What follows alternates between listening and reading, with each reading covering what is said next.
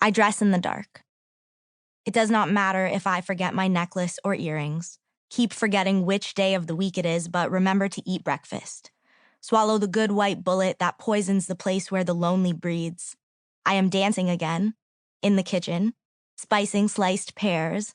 I am baking again in the restful yawn of morning. Each afternoon, I go for a walk through the cemetery, place pennies on the speller graves, sit in the grass cross-legged with the flowers and write a new religion, where we pray only with and never to. Read poems aloud and remember my favorite lines onto postcards I will procrastinate sending to the people I love.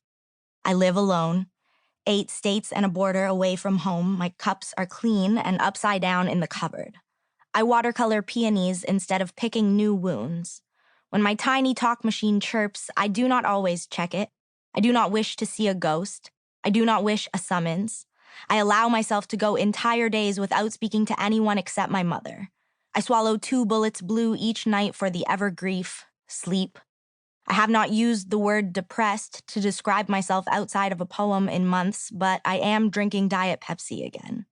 The thing is, my head is a bright place I would not hesitate to invite you into. I've painted all the furniture marigold sunrise. Today at 7-Eleven, I asked for a lighter, and do you know what color the cashier gave me? Yes, keep me in this canary dream where I sugar scrub my lips soft as feathers and pretend to kiss.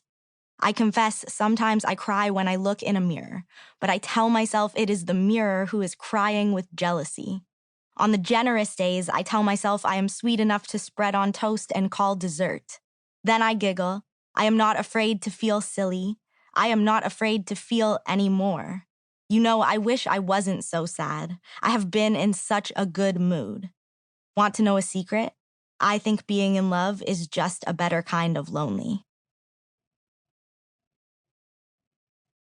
Dig. Isn't that what you'd say, Sabrina?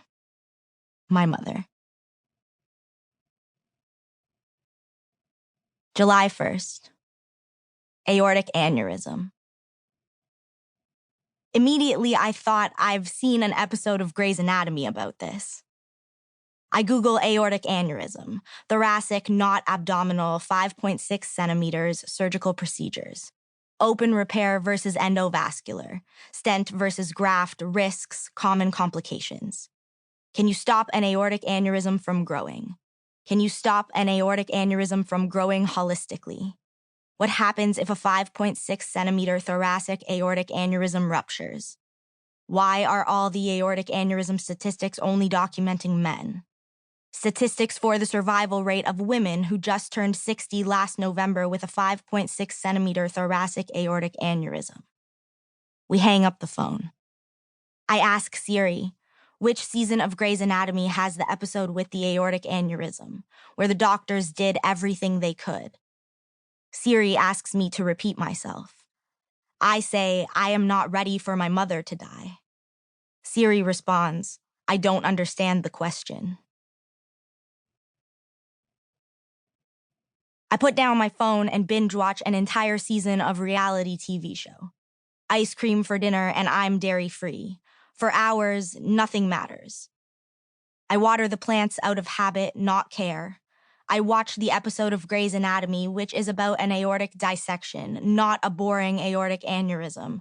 This comforts me in the slightest, but it could have been the ice cream. Or how my mom declared only 4 puffs of a cigarette since the diagnosis. She wants to live.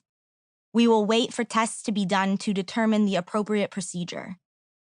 I see the colossal swell of depression cresting over my day, and instead of holding my breath, I wave to an old friend.